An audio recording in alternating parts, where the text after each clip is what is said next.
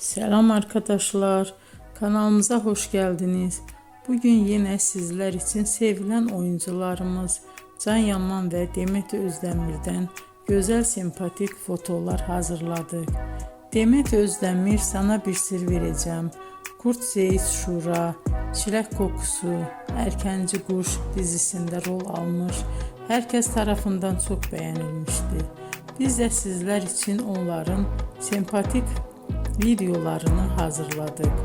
Bu muhteşem videoların devam etmesini istiyorsanız bol bol yorum yazıp ve bildirimi her zaman açık bırakın ki videolarımız ilk önce siz görün.